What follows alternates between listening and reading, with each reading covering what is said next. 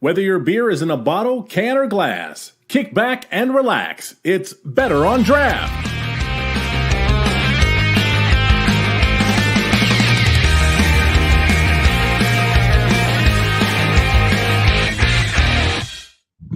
We are live, episode 330 of the Better on Draft podcast. My name is Ken. Thank you so much for joining us. I truly appreciate it. On this Friday evening, it is the 20th of October, getting ready for Halloween and all of those Halloween parties. Let us go around and see what everybody is drinking, starting with Dennis. Dennis, what are you drinking? Heyo. I have a beer I can pronounce this time. I have the extra special bitter from Waypost Brewing Company in Fenville, Michigan. And fantastic. Dan, what about you?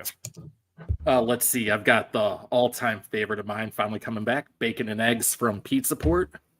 And then just to complement the double fisting, I've got a crawler that's a third full because the keg blew. Sebastian's Porter out of Oro Brewing. Sometimes those short fills are the best because you get usually get it for free. I got it for $1. A deep discount, you know. Yep. Wendy, what are you drinking? I have a Wax Wings. I'm a King Bee. And on deck, I have an Odd Side Peach Smash, which is a strong ale aged in whiskey barrels with flavored with peaches. So I'm really excited to try that one. For me, I am doing the double fisting, the double amber ales from Bell's Brewery. Delicious beer. And excited to drink it. This is going to be one of the last episodes for a little bit, as we've got a long list of guests that we're going to be bringing in over the next couple months. Excited to have a lot of people on. So we are going to be just doing a solo show, chatting with each other, seeing what we want to talk about within the craft beer industry. And I know Wendy wanted to ask us some questions about ourselves within craft beer. So Wendy, take it away. Well, I was doing some research online this week, and I was looking at a couple of different online beer groups, and I was just interested in what your guys' opinions are of the online groups now. I know we've all been, I think I've actually met a couple of you through the beer groups before the show, before I even knew what the show was. So I'm just wondering, what are your opinions on how the dynamic has changed over the year? Do you think they're still as effective as they used to be? I think I'll start it off and say that I think social media has kind of the landscape has changed a lot. The generations, especially as we're getting younger, Facebook isn't as important to them. It isn't used as much. The prevalence of video, audio, photos, sending it back and forth, you know, your TikTok, Instagram, Snapchat, like all those platforms, I think have blown up a lot more, to where now the Facebook group doesn't really exist in the world that it used to. Like I can remember back in the days of, 2015 DACB, and there would be 50, 60 posts a day, to the point where they would have to like get specific posts just for specific topics. Like, what are you drinking goes in just this one post, because we don't need 80 what are you drinking posts today. What did you buy today? Here, one specific post. What was released today? One specific post. So those were back in the older days of Facebook. And now I feel within craft beer itself, I think a lot of people are moving to alternative social medias like Discord, which we do have the Michigan Craft Beer Discord, which allows for more live chat, almost like a IRC. Yeah, like IRC, but I don't think too many people really used IRC that weren't within the technology industry. Oh, that's fair. I think it's definitely more like, forum-based websites. People are utilizing Discord because every Discord server out there is, basically its own forum where it's easy to also go to. You don't have to go to 84 different websites. You just go to your one Discord program. So I think Discord is going to be the one that's really taking over. But I think the world of craft beer, the CBYs have kind of died down. The craft beer Yeezuses, for those that are joining us now and don't remember us from episode 1. The craft beer Kanye's, the people that really got into it and really gatekept craft beer. I don't see that as often as I used to. But I'll throw it over to Dennis because obviously, we've rolled in this circle for such a long time that you might see something different than we do. That's so okay. Online groups for beer. You're right in everything that you said there, especially about like Facebook groups and stuff like that. They're gone. People don't use that very much anymore. I see a lot of people still on Reddit. Keep an eye on like different subreddits, beer, Michigan beer, craft beer, stuff like that. But I personally don't do a lot of social media. I made a conscious decision to try and remove myself from it. So you just get a lot of people. I know that there's in my groups a lot of word of mouth, a lot of people sharing things with each other. But to your point, Discord almost like something that you have to make a choice to go to, as opposed to just everyone's on here. Your mom, your grandma, your weirdest strange uncle is on here. Not necessarily the case for people getting involved in things like Discord. What you're saying, I don't have a lot to say with this. Like you said, you've been rolling this a lot longer, and really diving, neck deep into all of this. What I can say is I don't see a lot of people taking pictures of their beer at the bar and then signing into Untapped, as much as they used to. I Thank don't. God. Foursquare, whatever they use, right?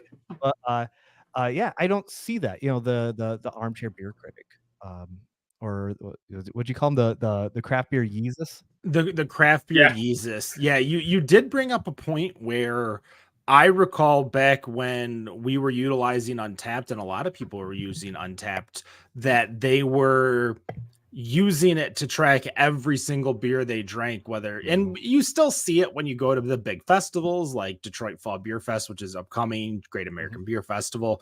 Like, you're still going to see it because I think a lot of those people want to brag a little bit that they're drinking this very high specific, rare beer that they could never get unless they went to the specific festival.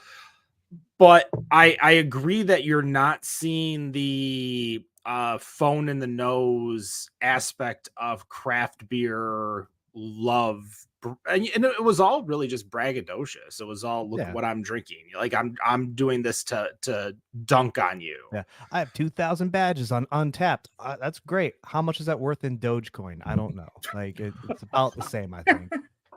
We'll also remember the days of, last year's batch was so much better, or last year's, this was much like, you had this Bourbon County, oh my God, they're sold to ABI, or you had this year's Bourbon County Rare. Whoa, that was much better when it was Bourbon County Coffee, and they used this. Like, these things really, they exist, and especially if you're in the circles that we are, like, you'll see it. But for the regular craft beer fan, I don't think you see that anymore. And I don't know if that's necessarily a social media thing. And I'm going to kind of ask Dan here, because Dan, you've got kids. Obviously, social media is a big worry, I would assume, for a parent.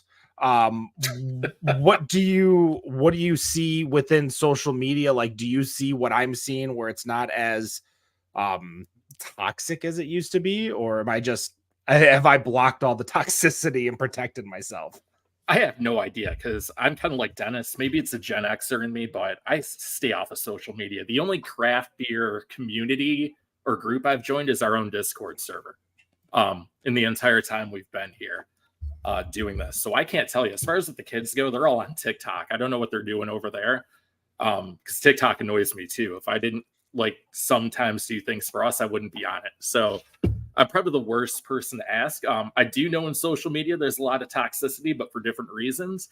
But I can't tell you the last time I saw something, excuse me, outside of our 1-star reviews, beer wise, that's come up. You mentioned toxicity too. So it's just the other day I was on the beer subreddit, right? And someone posted a picture of the new Oberon, what was that Oberon from the new variant that they have? Eclipse. Yeah, they posted like, best beer I've ever had, and so the first comment was like, oh, you should be trying better beers then. I was like, yo, okay, first of all, like, you don't know what they've tried or what they like, what they don't like. Let people like what they like. I feel that way anyways. They should always just like what you like and quit listening to all those other assholes. Yeah. I disagree though about the Untapped thing, because it probably was a few months ago, that I remember this happening, but we were at a brewery in Kalamazoo, and we met people. They sat down at our community table and we started chatting. And he's like, "Oh, you're on Untapped," and he looks me up on Untapped, and I Oh, no. forget constantly to check in on Untapped. Like, I could have far succeeded or far exceeded what he had already checked into, but I forget because it's not that important to me. Like, I do it so I can remember what beers I've tried, not and because I like the badges. Don't get me wrong, I think it's fun. Yeah. But he stopped talking to me because I didn't have enough beers checked in. And I mean, I'm not low on the list at all. He swiped left on you on He like Untapped? he stopped talking to my whole group because we weren't high enough in the Untapped badges. Apparently, Holy we crap. didn't know enough about beer to have a conversation with him. He didn't Now, realize he was talking to like I a will final say he boss of was from beer. Ohio.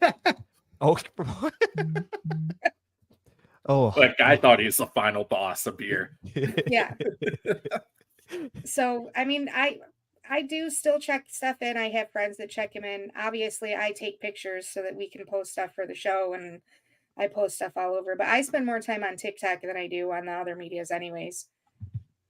I definitely agree those people are out there. Now I'm thinking back, I don't remember if I shared pictures or if I just sent them to Ken. At GABF, there were people with so many pieces of paper, like it looked like a damn book of everything they needed to go around and try, and we're like checking it off. I don't even know how that was fun because they're like flipping through their Bible. Oh, and I was standing by a guy. He's like, "All right, I'm going to Wren House next for this specific beer," and I already knew they didn't have it, so I was kind of laughing. But you have a lot of people just doing like, could've what are told you him. doing? You're taking it too seriously. I think these people that do this forget it's supposed to be fun, not this like serious, like, oh, I'm better than you, I'm gatekeeping. It's just it's kind of ridiculous. There's a right way to do it and a wrong way to do it. I think, for me, when I went to look at GABF and I'm looking at the beer list, obviously I'm looking at some of the things that I would like to try, and I'm making mental notes, or I'm writing it down in my own notes app, like, hey, I want to make sure I go try this. But in the same token, when Pliny the younger went on tap, like, I was nowhere near Russian River. I wasn't going to mess with it. When Utopia got tapped at GABF, I didn't even bother looking into it until you literally said, hey, you could get in here pretty fast and get the beer. So I went and tried it. It was the same with Bigfoot when I had Bigfoot at Sierra Nevada. Like, you can do it and not be, and I feel like I'm even gatekeeping by saying it this way, but you could do it without being like that guy that was talking to Wendy. You don't have to, God forbid he looked at how many beers we had on Untapped. Like, if we would check in all of our kill shots every single time. Didn't we get blocked by Heineken at one point Sure. because I had Newcastle on the show every week and they just got fed up of being tagged by us? It was something like that. Yeah, there's a lot of like social media pettiness that might get through, but I still think Untapped has its place. But what did you call it? Like armchair quarterback or armchair beer Armchair beer reviewer? critics, right? Yeah. Cheer beer critics, I like that. Most people don't understand beer flavor profiles and understand why a beer would be like this. And also, for me, as a personal issue, I hate quarter star beer reviews. I do not understand how someone can give something like a 3.75 or if you look at some of beer reviews, like some people will give it like a 3.91, and I'm like, where did you come up with that number? And they're rating like now like quarter star or eighth stars on different areas of the beer, and I'm like, I just I have never gotten that deep into the beer love. I don't know if you guys have, but I just could never take it that serious. Is that beer love though? I mean, that's being overly critical. That's just math, and that sucks. Well, and part of the problem is that the people who are doing that don't actually know how to judge a beer. They're judging it based on how they feel about it, not judging it on whether or not it's actually made the way it's supposed to be. I think that's Yeah, also I would. Oh, go ahead. Yeah. I would put any of those people up against someone like Wendy, who's been working on doing that, like, seriously, to see if they could actually figure anything out with these beers. But meanwhile, those people are the same ones that will go to the brewer and tell them they should have done something different, or tell them their beer sucks. Ooh. Right. Violent notes for you, Mr. Miss Brewer. I give credit to those people that have the Balls.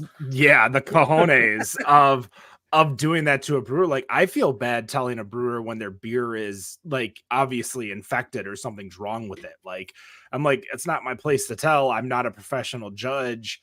And the problem is that with Untapped, my rating is worth just the same amount as someone with the BJCP flavor profile, like professional rater, like our professional drinker, professional taste tester, professional competition. My rating on Untapped is worth the exact same as theirs. And that's where, the issues can happen, especially when you get to the non-standard styles. And when I say standard, I mean IPA and, stout. And when you get into lagers, like, a lager at 4 out of 5 is probably one of the best lagers you're going to have. When you see it 4 out of 5 on Untapped, because it's not going to get those high ratings. It's not a Schramm's mead. It's not a barrel aged 18% adjunct laden stout, and it's not an IPA. So I don't know. Yeah. I'm talking a lot. Well, I mean, to that point though, too, a well-crafted beer doesn't need to blow your socks off. Candy can blow your socks off taste-wise, but it's just sugar, right? A well-crafted beer is going to bring out those flavor profiles and that sensation that is part of the process that we have well documented for years and years and years. And you can tell the difference between a well-made beer that's made really well, batch to batch to batch to batch to batch, and compared to, like, oh, we threw 90 pounds of Twinkies in this beer, and I'm sure it tastes good, but I can only have so much because that is candy, and doesn't necessarily mean it's well crafted. It means it has a big flavor. True story. Mhm. So that actually brings me to the next thing that I was thinking about is, so we used to go to Beer Advocate, and then AB InBev kind of took over them. So we started not trusting what we were getting from there. And then Untapped was kind of taken over by people who had no idea how to actually rate a beer. So what are we using now to determine what beers we need to try? My heart. Yeah, if I see something and it sounds like it's good, I'll go try it. I don't need anyone else to tell me. People will tell me IPAs are good all day or sours are good all day. It doesn't mean I'm going to go try it. It's really personal preference, I think. What about you, Ken? Oh, go ahead. Sorry. Don't worry about me, Ken. I would just say that I just look at the list, match up the style, and pick the beer. I don't think I know of the last time that I've looked at a beer or looked at a rating and said, oh, I have to go try that. Like, I don't have any breweries that I'm never going to not drink, and I don't have any beers I'm never going to not drink. Like, I'll just look for what looks good and go. Like, it could be the worst tasting beer ever or the worst rated beer ever, and I wouldn't trust the rating in the first place. But yeah, I can't think of any reason why I would look at ratings or nothing, even like remember how they used to do the Beer Advocate ratings right under the beers on the shelves? Mm-hmm. Like, that wouldn't even faze me. I would just be like, I've seen that for Untapped too at stores. So like a stock market ticker, kind of up and down. Yeah, I think they just do it like a moment at a time, and they'll print out saying, hey, this beer's got like a 96 on Beer Advocate, and it'll always have a 96 according to that. Yeah. That sticker. It dropped down into the 70s, but hey, it's got a 96 at the store. Nice. Well, it's still going to be sitting there 6 months later, so it doesn't matter if it's changed. But it had a 96 6 months ago. If you're overthinking what beer you're going to be ordering, you've probably already lost the battle and aren't having fun. I agree with that. I think the only time I've ever overthought is if I'm trying to like factor in maybe what my last beer of the night is. And I'm like factoring in, all right, what's the ABV? How much can I drink? What can I like? That's the only time I'll probably ever look into that even further is like what making sure I'm safe while I'm drinking and making sure it's a style that I like. Like I'm not going to drink an IPA just to have a beer. No. No. No. If there's no beers that I want in there, then I'm not going to bother drinking it. Like when I go to we talked about it on the show, and then I went to the Lions game right after, and the craft beer tent that we went to over by the gate, I think it's like gate D. It's mostly IPAs, and I'm like, this isn't for me. Like I'd rather just drink a Miller Lite and enjoy my beer as opposed to slamming something that I'm not going to enjoy. So I found that I will use Untapped to see what the style of beer is if it's not listed, and I will see if other friends people that I know have tried it to see what they say. Usually people that I trust their opinion. But I also will use it if there is not listed on the can what type of hops it is, because I do like IPAs, but I do not like Simcoe hops. They literally make me want to rip my tongue out. Oh wow. So if there are Simcoe hops in there, I tend to steer away from tasting it. So there's a lot of times when I've had to look it up to see, because it's not on the can, it's not listed. Especially if I'm at a craft beer bar and not the brewery, I can't find out if they have it. So I'll look it up and see if they have it listed. And Untapped, a lot of times they do. I think Untapped is a great spot to have all that data collection. And I think you're using Untapped the best way to use Untapped. I will use Untapped not to check it in, but if there's no ABV labeled anywhere, like it's not on the menu, it's not on like anywhere, and especially if the bartender doesn't know because it's just a draft, that's probably the one thing that I use Untapped the most for, is if there's a missing ABV number and I need to find out what it is. Personally, what I think the best use of Untapped these days are the bars and breweries that use it for their menu, because it makes it easily accessible so you can check it out too. I think that's the biggest value of it these days, honestly. I forgot about that. Yeah, that's Yeah. the function. Yep. I want to give you the heads up. Yeah, I want to give you the heads up, Dan, that Untapped beer menu prices, they're jacking up the prices for the API and stuff. So expect a lot of less breweries to start using that. I would foresee either if Arrived builds something great, or beermenus.com, I think is the website. But yeah, I foresee a lot of people taking Untapped and no longer using it. Also, have you guys been on Untapped lately? Because when we did our kill shots last week, I think I got like 8 pieces of email from checking in those 8 beers that we had on the show last week. Oh boy. I have not. No. Wait, did you check them in too? I did not check them into, but Okay. on you the get the email. email, yeah, I get the email. So when it pops up and says, "Hey, buy the IPA box from Untapped," it also sends an email saying, "Hey, we sent you this message. You should buy the IPA box from Untapped." Hey, you earned this badge. Oh, here's an email saying, "Congratulations on earning this badge." Oh boy. Yeah, I'm pretty sure that's a setting that can be changed. Probably. Because I don't get those from my personal one, but I do get notifications on my phone when stuff gets checked in on the Better on Draft one. I will definitely be looking into the settings now that you mentioned that it's probably a settings thing. Like it is the worst thing in the like. That's how I know when we check in our stuff, is because I'll see all those emails and be like, "Oh, here come the emails flooding through." Yeah. It said I could have cookies, so I asked, sure, I'll have some cookies. So we'll move on from the Untapped thing. I think we've kind of we knocked it out. Word just went out of my head. We knocked that one out. We tapped it. So one of the other things that I found was a post from a few years ago that somebody had started spreading, asking people to post 10 beers that changed their lives. So I'm curious from you guys, what is a beer, or more than one if you want to put them out there, that changed your life?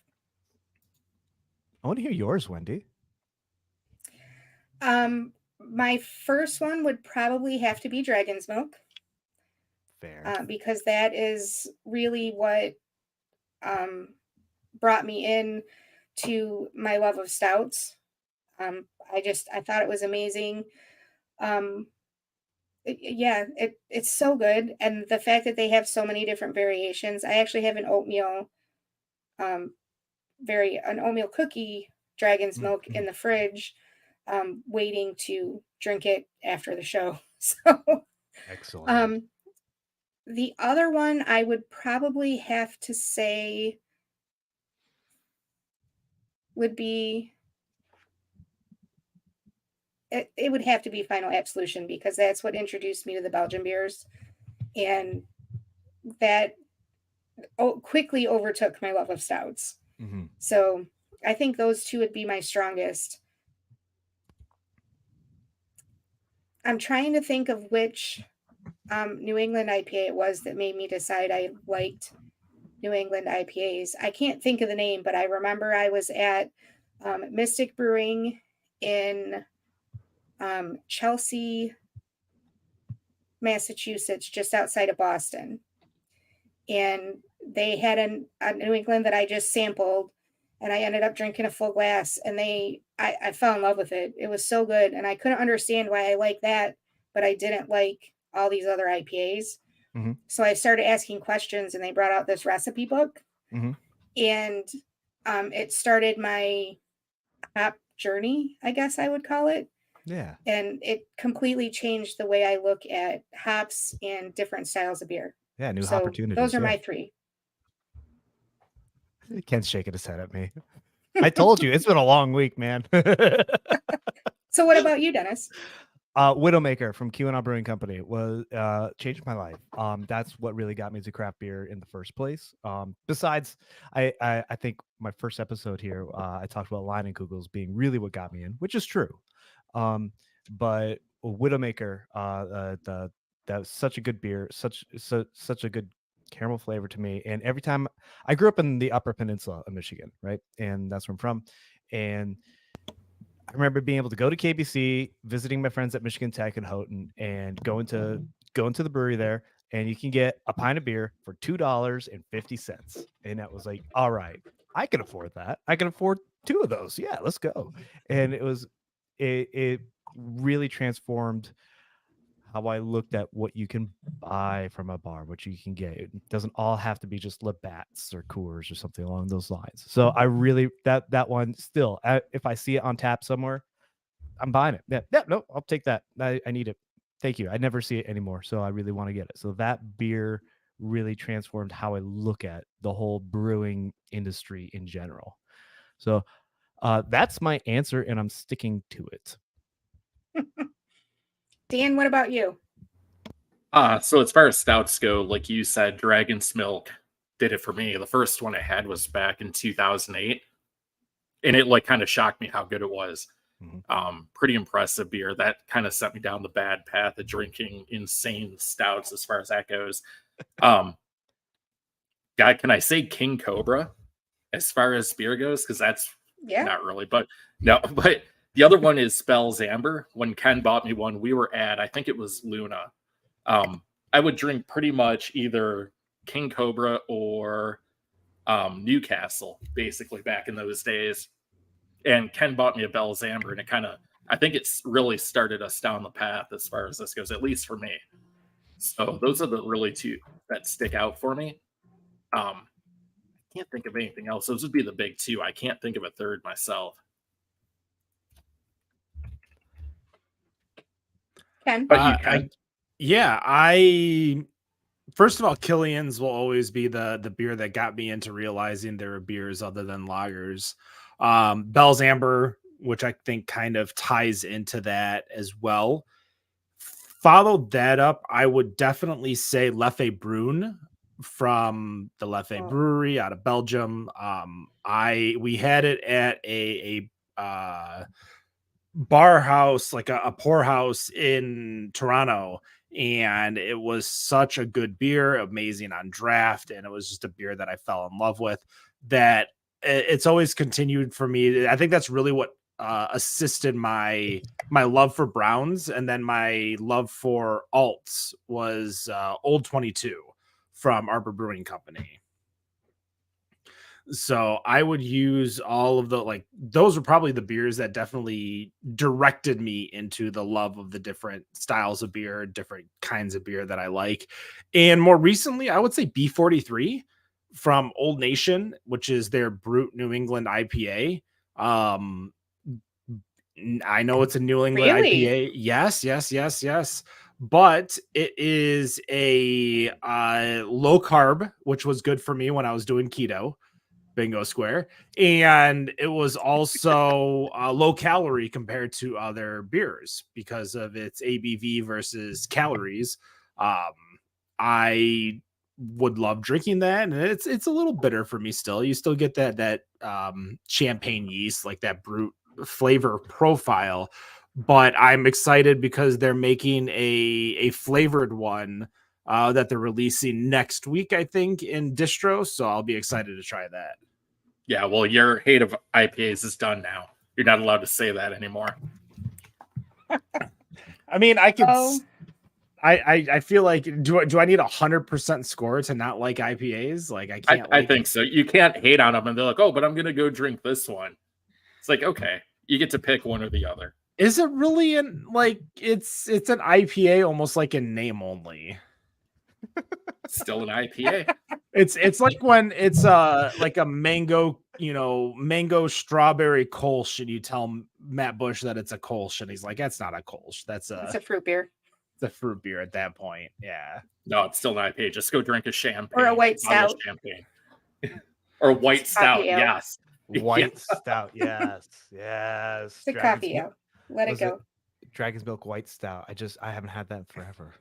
It's delicious, but it's yeah. not. I buy them just to make sure they're not in the market anymore. Throw them in the garbage. You just remind me. Sorry, you just remind me of another beer like that. Not necessarily changed my life, but it blew my mind when I first had it. I didn't know beers could taste like it, and it might sound a little basic, but Orval, right? When I first had, when I first had Orval, I was like, I was not aware this was a thing, and this is incredible. And when I had it, it was paired with walnuts because that's what it's supposed to be paired with, from what I understand. And it really transformed it for me. I loved it. That was such a good. I haven't had it in a while. Yeah. Yeah. When you're, I was gonna say, when you get into that world of like open fermentation and you're dealing with like Brettanomyces and all these other and purposeful infections, it's really it's what Ron Jeffries is known for, which is why he's like the king of sour beers. You get to really see a different side of beer that you'll never be able to see. Yeah. So another one that I have that when you said that, it made me think, the West Fletcherin 12. The first time I ever had that it's a Belgian quad, and it is so delicious. Ooh. And I have a friend that brought some back, and because you can only get it at the brewery, and it's amazing. It was so delicious. It actually made me want to go to Belgium. So my list of places that I wanted to go to try beer has completely changed, and Belgium has gone to the top of the list. So that's like my next big trip that I'm planning. Is there room for us? Yeah, absolutely. Anybody that wants to come can come. Once I get the details worked out, I'll put a link out there, and anybody who wants to join in will be able to come along. And my goal is to go to all of the Trappist breweries. Awesome. So, and I'd like to do it at a time where I can end at Oktoberfest, just because since I'm over there, you might as well. But yeah, it's right down the street. Hop, skip, and a jump. No big deal. So Wendy's going to be posting her number and her email onto our Instagram. right? So and we can No, contact her we'll have there. a Oh, link that they can go to figure it out. oh, okay, sorry. Not Almost your phone doxed number? you there. Almost doxed you there. Don't Your get too home address. crazy. So, so speaking of beers that have changed our lives, I know Ken is really excited about this topic, but if you could craft your perfect beer flight, what would it be? Ooh, yeah. I want to hear Ken's 5 answer beers. first. It can be a style or it could be a specific beer. It would be Bell's Amber 5 times poured into a pint glass. Oh, okay. Unusual. I like it. I like it. There you go. There you go. I saw somebody was on our Instagram posting that they were at drafting table and they bought like a beer and a sidecar, and I'm like, that's fine, that's fair, but I still think we need to eliminate the craft beer flights. That's an opinion. That's it. That's an it. opinion. That It is is an an opinion. opinion. I stand by it. I ain't backing down. Not the only opinion on the show. That is true. That is true. It is not my show for those that feel like it is. Here comes the 1-star reviews. Here we go. All right, Dan, What what to would you fill- put in your flight? Okay. So barrel aged, we're gonna go see how would I start this? Barrel aged stout, whatever is there. Russian Imperial non-barrel aged for number 2. Got to have a brown ale in there. Got to have an ESB. And then what would I do for the 5th? Maybe English like a mild. red or an English mild if they have it, or a red or an amber. And probably go from number 5 up is what I would do. Okay. So you would start at the barrel aged, No, the other way. or you would start? Oh, you'd start at the red. At the red or the lower amber. one. Yeah. Okay. I'm still thinking about five glasses of Bell's Amber and 1 pint. Yeah, Ken's just a hater. Don't even pay attention So- to that. Oh, Amber poured in a pint glass. Dan, I like how you got real specific there, because I didn't with my answer, and I'm not going to get that specific. Like, all right, you don't have this, then I'm not getting a flight, right? So, but call me basic, but I want like 3 mainstays, something experimental, something weird. That's what I want in a That's typical fair. flight. Yeah, That's but totally I'll- fair. I also want a pint of something else that I can drink alongside of it. Oh, now you're getting into Ken's hate I- territory. I can't say much because that's what I used to do I at know. every single brewery I went to, like 6-7 years ago. Like I would walk in, I'd get a flight of pint. everything that isn't the brown, and then or the brown or the amber or the red, and then a Mhm. pint of that. Yeah, makes sense. That's It that's does. hedging your bets for the most part, but or just go to the bartender and be like, surprise me, let's go, I'll show me what you think I want. But then you end up with a milkshake IPA, I mean, and you're drinking pine sol with Shush. milk. if it's wet, I'll drink it. I've said that before, and I'll keep saying it. Oh my god, I love milkshake IPAs. I don't know Ugh. what it is. It's the mouthfeel with the. Yeah, I love them. Yeah, it's Oh boy. it's like a malt oats. That's not it. I don't know, but I it's- will try it every time if there's a milkshake IPA. Ken will too. yeah, Well, now that he's an IPA fan. yeah, Yeah. yeah. It's Ken's our number one newest brand, IPA guy. So for me, when I go, so I don't get flights at my regular breweries unless I haven't been there in a while and there's a few things I want to try. Mhm. But when I go to a new brewery, I will always ask them for their most popular beer, the bartender's favorite beer, Ooh, I like that.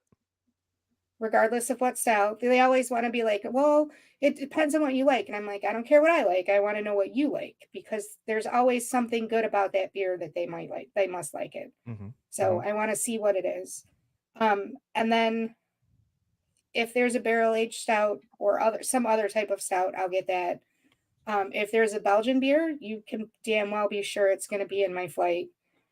And then depending on what their popular and their favorite beer is, I'll always try and go for a Kolsch or a Hefeweizen, just so I can see what else they're brewing. Yeah, I like that. Sick. It's 4 flights, baby. I'm a Kinda. big fan of the flights. So I do have another quick question about flights.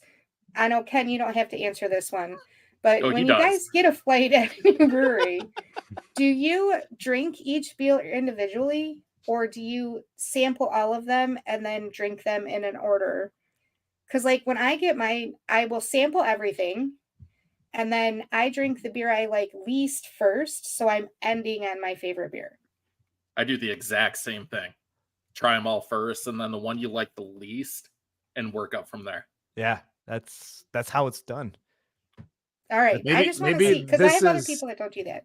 This is why I don't like flights. That's not what I do. If when I had a flight in front of me, it's the same way I eat. I call myself a circle eater, where like I eat all the vegetable and then all the potato and then all the meat or something like that. Like I'll drink all the first beer, all the second beer, all the third beer. Now I'll drink it the way like light to dark. Usually I'll drink.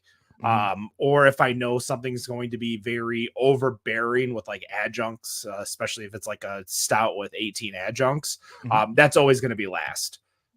Or if I'm, if I had to fill out my flight with a IPA because that's the only other thing that was left, it was 4 beers and then 20 IPAs, then I'll save the IPA for last. Like I get like I just don't want to blow my mouth out with a different flavor profile or a bitter profile, not knowing what it is. It could be smooth and easy to drink. It could be like Centennial from Founders, which is one of the few IPAs that isn't like a New England or hazy or anything like that that I'll actually tolerate, but or would tolerate. I haven't drank a Centennial in 5 years now. Yeah, so that's me. Like I have to drink the whole beer before I just move to the next one. I can't do it like hot potato in between beers. Well, you don't give a try to all of them before you do that? No, not at all. Interesting. Not at all. I do have friends that do that. The closest thing you'll see me do is if I'm double fisting 2 different beers and I'm drinking from the 2 big beers at the same time. Like I'll somehow drink both of those, like, a little here, oh, this one's a little bit more filled, so I'm going to drink from that one first. But yeah, I never taste like a little bit of each and then move on to the next one. Like I just drink the one that I, drink the first one, the second one, the third one, etc. Got it. Okay. Here's why I can't do that. So when I pick out my flight, I'm usually going through the list and I see something that I have to try, so I put it down. Well, then it's not in the order that you should drink it, right? So yeah. It's not necessarily in the order that you should drink it, but when they give it to you in the order that you put it down on the card. Yep. So I could go back and forth, but the OCD in me is like, no, you have to do it in this particular order. By drinking it in the order of how much I liked it, it negates you have to drink it left to right or right to left. Does that make sense? Why do you have to drink the one you want first or last, or like, why can't the one you really, really want just be the third one you drink? Because then you're ending on that one that you really liked. Yeah, ending on a happy note. You're ending on a happy note. You're ending on, man, I loved that beer. Ken say, why wasn't all 5 of them the one that you wanted then? Well, No. And it's my way of not getting a sample for every beer in the place. I like to just pour me my 5 beers. And I feel like everyone here is kind of a creature of habit when it comes to trying different things then, right? What are some bad habits that you have though when it comes to trying beers or going to breweries or something along those lines? I think our fans would tell me not getting flights. Yeah, probably. I think that's your biggest bad habit there. Probably true. Not trying things other than the alt beer. Yeah. Well, 100%. apparently I'm just not drinking at all when I go out to breweries. 1 out of every 10 places I might have a beer. Bad habits. Yeah. I'm trying to think of what would be a bad. What do you consider a bad habit? Well, here's what I do. This is a problem I have, and maybe it's just a social thing. But like, we go out to a brewery, try different stuff. Let's say a friend orders a flight. doesn't finish it all, right? Before we leave, like, you can finish that, and then I'm just knocking them back like tequila shots at a bachelorette party, right? So, and probably shouldn't do that. I'm not even tasting it at that point, but like, Hold on. Did you say a bachelorette party? yeah. Drinking Wait, tequila wait. shots at a bachelorette party. So are you like the only guy there knocking back tequila shots? At All right, so this I actually have a bachelor- story about that. So. Is this the time and place? Sure, go ahead. go You're for with it. friends. All right, so it was a while ago. We're at this Irish pub. It's my dad and I. He just turned 70 actually, but this is about 10 years ago. And sitting there, it's a little later at night. We're like the only people in this bar, and having this great conversation. I think we're talking about deer camp, right? And then we see all these girls come in, and they're all woohoo! Like, there's no one here except my dad and me. And like, oh hey, and then one of the people walks up, and it was a friend of mine. She's like, "Oh, Dennis, how you doing?" I'm like, "Oh, hey, what's going on?" And they're like, "Oh, we're in a bachelorette party. We're going around the pubs, stuff like that. I think we're just gonna do a shot and head out. You guys want to go with us?" I'm like, "Dad, you want to go?" He's like, "Yeah." So we hop outside, and there's a pedal pub, right? Oh So, boy. like, yeah, so like you're biking along the streets of Marquette, and I had a great time. We were with them for like 45 minutes. Someone's just passing around tequila, and I had a fantastic time. What was your question? I yes. was asking the question that you asked us. Oh, yeah. Yeah. Bad habits. No, that's I 100% am that kind of person. The 300th episode literally killed me. Was That the one where you party. opened up everything? Yeah, that's the one where Dan opened up every single Flying Buffalo, and I'm just seeing all of these open Yep. bottles with so much beer in them. And of course, it's It not like happened. lagers or anything. It's 14 to 16% ABV beers, so you can't just, Yep. you're basically kicking back tequila shots at that point with a 4-ounce miss. But yeah, I was always the same way. Like, I can't not have a full, like, if there's a drink at the table and it's not done, like, I'm like, come on, let's drink a beer, let's go. Yeah. I don't know. Do you raised on a still clean like? plate. Do you still pressure people to finish their beer if you're leaving? Me? Like, I don't. Yeah, I don't think there's No. anything wrong. Or are you talking No, about yourself? You no. have to finish Myself. I can't. it? Okay. I can't look at that beer and see it's still there and not finish it. Oh, see, I Um, thought you were one of those people like you have to finish your beer. It's like no. dude. I at that point you're making your own adult decisions. But when it's like a beer, like the old studio days, and there'd Mhm. be like a little bit in a growler left, I'm like, all right, Oh, that's come on, let's finish this beer. Or, hey, Yeah. let's clean up. What's left? Oh, there's a little bit of here. Who wants it? Like, not pressuring, the royal someone else to drink, but hey, let's at least clean this up so we're not embarrassing ourselves pouring out all this beer. Yeah, that's fair. So I guess then my bad habit would be that I do not feel the need to finish my beer. And I'll tell you why. This was actually pre craft beer, Wendy. We were at the local bar drinking buckets of Bud Light, and we had tattoo appointments the next morning. Ooh. And somebody bought like 2 buckets right before we were supposed to leave. So we finished those buckets, and we drank quite a few buckets between the 6 of us that night. And the next morning I got up and I went to my tattoo appointment, and I got my tattoo on my leg. Mhm. And he was a pretty big guy, and he was literally like wrapped around my leg to keep it from shaking. And I bled so bad I was gonna ask because about I that. had so much alcohol still in my system. Like, he finished that tattoo and he was like, "So next time you come and get a tattoo, let's try not to get trashed the night before." Like, I'll just never forget. Like, he was literally like bear hugging my arm or my leg just to keep my leg steady enough for him to be able to do. And it looks good. He did a fantastic job. But I will never drink that much before getting a tattoo ever again. And I also learned my lesson that if there is beer left on the table, it is okay to walk away from it if you need to. Yes. That's not a bad habit. Nope. Yeah, it's a habit that I need to form for sure. I'm also one of those people where when someone's like, "Oh, I'm gonna have one more," who wants to have one with me? Like I have the tendency to be like, "All right, I'll have one." Like not if I'm like overindulging, but like, all right, I guess I can have one more. Like, what's one more beer? Or somebody buys a bucket and there's like an extra beer left or something like that. You're like, "Hey Ken, do you want it?" I'm like, I guess so. Like I definitely bend to peer pressure when it comes to beer a lot more. You'd be surprised a lot of people actually do, because my bad habit is convincing people to have one more. Episode 300's Oh my the gosh. episode 300 party is a perfect example of that.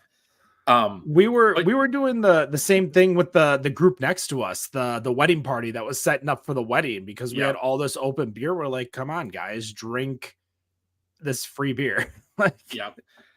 And I don't think you're that bad. You don't really pressure people, Ken, because I think back to when we were in Austin and I left a beer that was like 2/3 full when we were at that Indian food / bottle shop / craft Whippin'. beer bar. Yeah.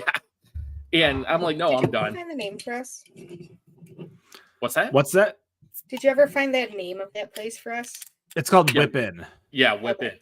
It is shockingly good place. Like you wouldn't expect it.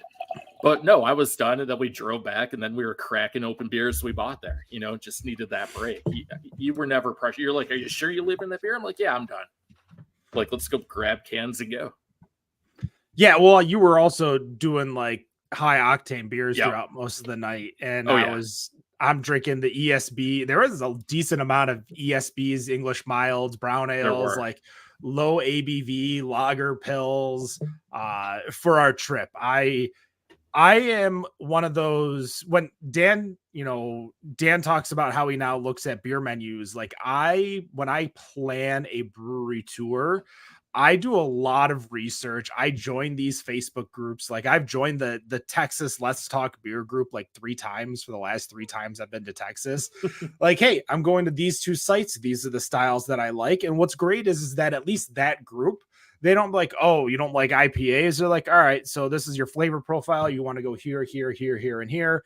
And here's an opportunity. If I know you don't like IPAs, but this is, the IPA house or something like that." So like when I did Dallas and Grapevine earlier this year, and we hit up 6 spots on our little tour, and every single spot was a banger. And the last one, Hop and Sting in Grapevine, that place, I'm actually making a bet with a friend who lives in Texas, but he's a Ravens fan, and we're doing a money line bet, 6-pack of beer.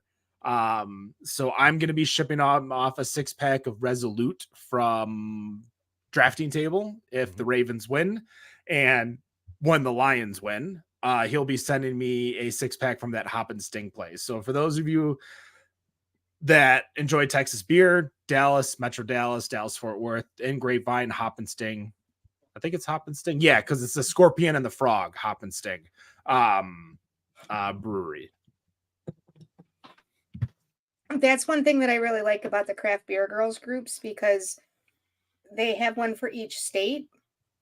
So when you're going to a new state, you just join that group, and you've got all those people that are there trying a bunch of different things already that can give you the direction that you need and where to go. It's really awesome. Nice and accommodating. Yeah. You want to go here, exactly. here? What do you like? This? Awesome. Don't go there then, but go here, here, and here. Let's we're coming up at the break.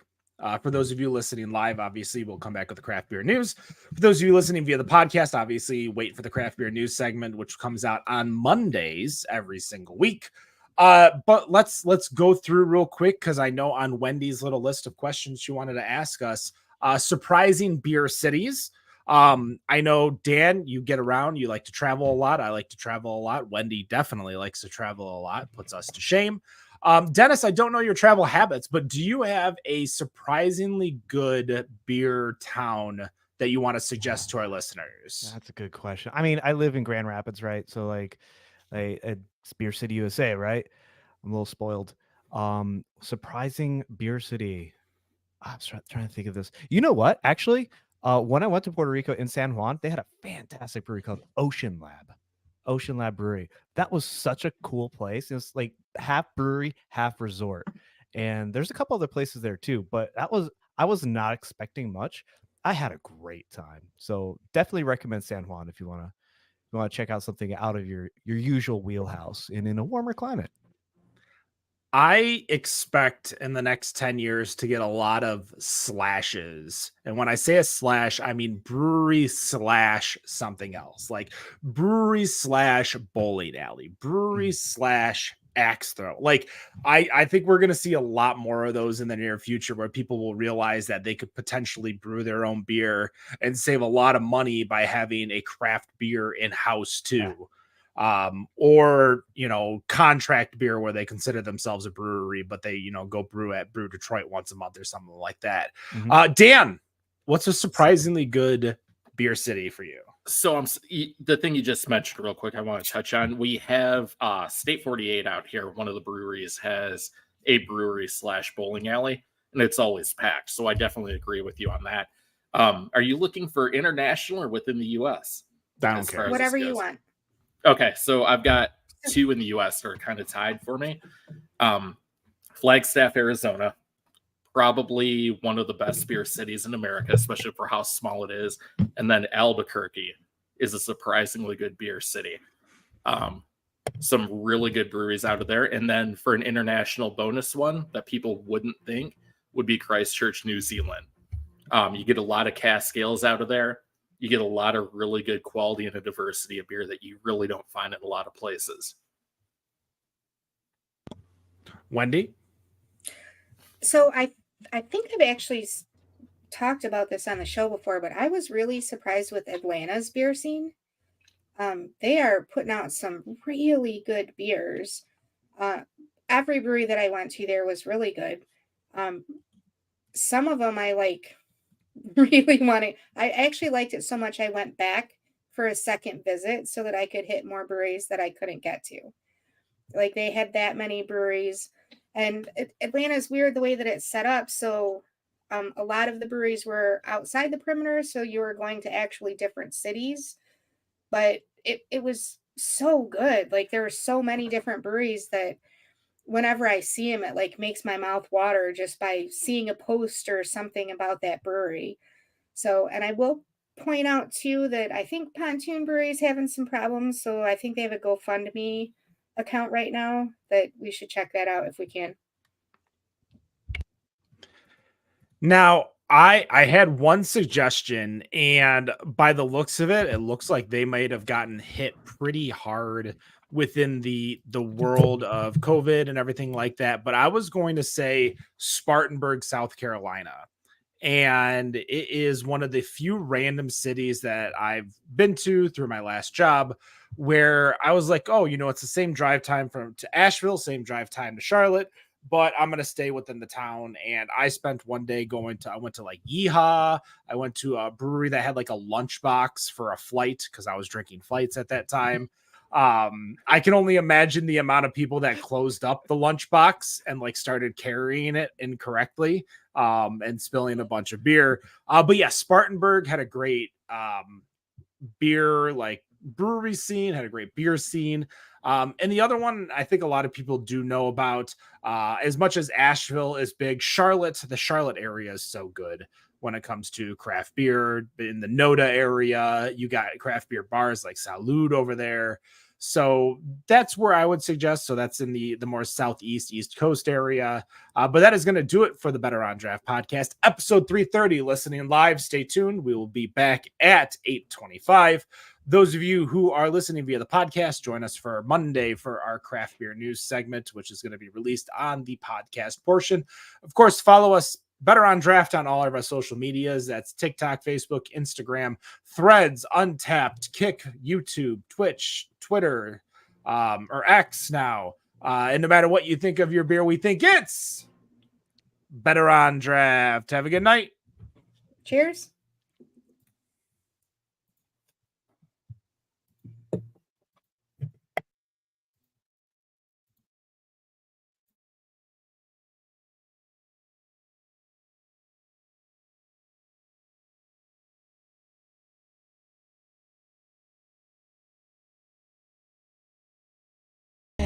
for the city, trouble in my mind. I'm way too young and pretty for things to be unkind.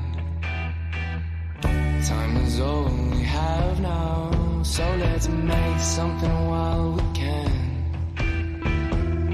I'm headed for the city to make me start again. Conversation now and then, gotta go, gotta get it. Don't make things go south, baby. Oh, oh, oh, oh, oh, oh, oh, oh, oh, oh, yeah. Oh, oh, oh, oh, oh, oh,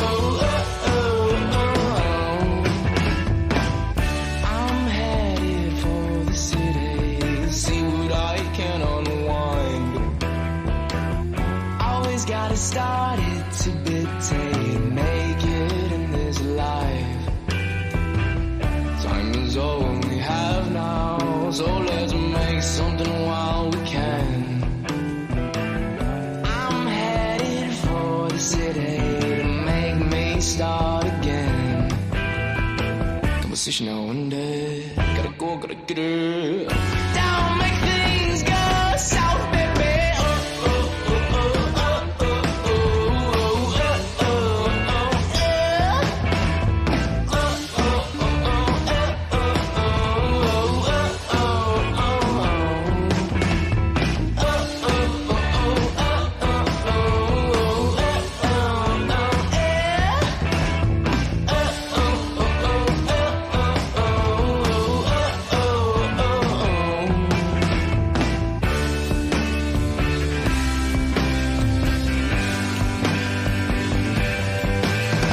These eyes ain't looking back home. No, I'm now by myself on this road.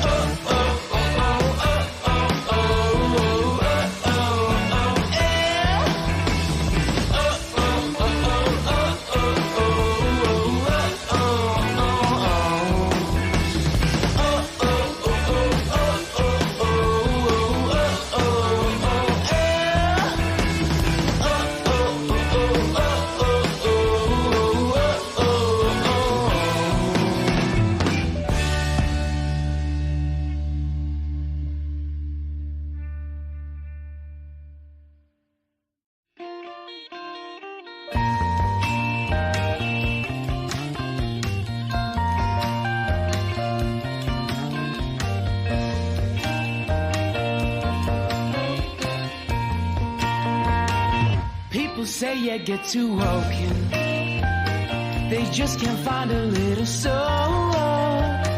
Light up a cig and let's get talking, talking that rock and roll. It's more than just a style you play. You can get you what you need, just let it take you away. If you're ever feeling down, forget about the bullshit, dance your worries away.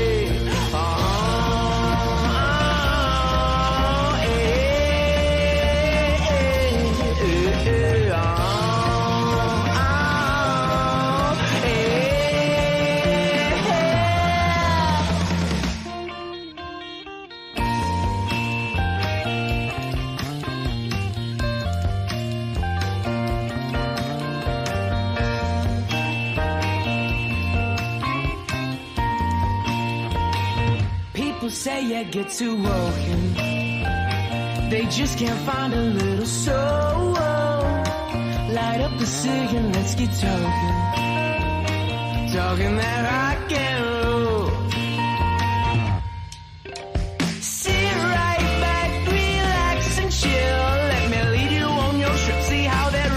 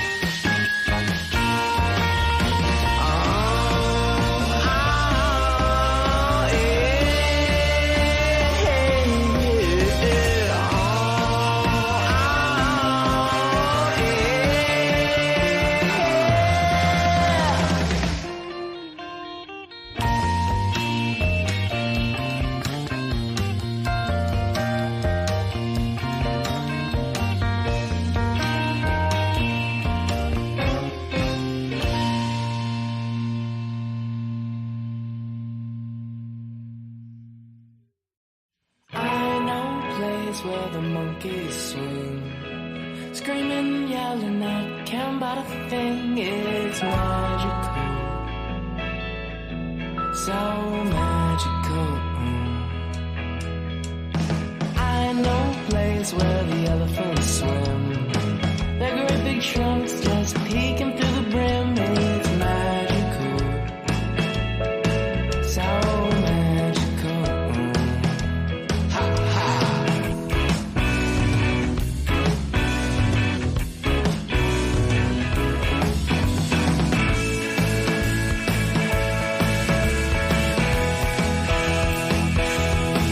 But all the elephants and the monkeys too, they don't compare to the looks on you. You're so magical, your beauty's magical. I know a place where the bluebirds sing, beautiful melodies coming through the trees. It's magical, so magical. I know a place where the lions dwell, get cuddled up and cozy as well. It's magic.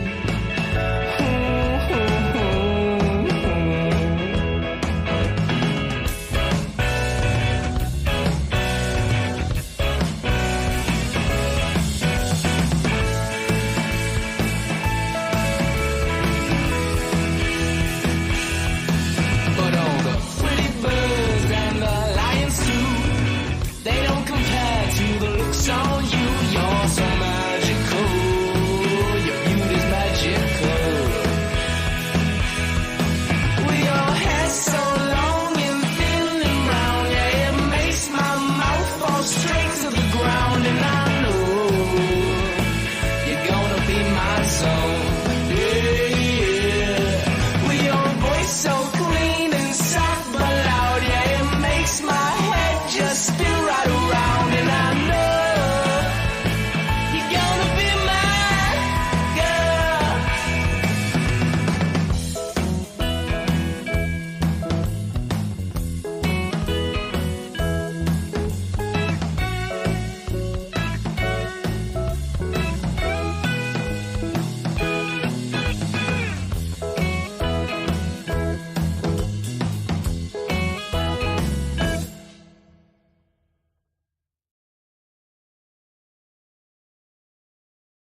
Whether your beer is in a bottle, can, or glass, kick back and relax. It's better on draft.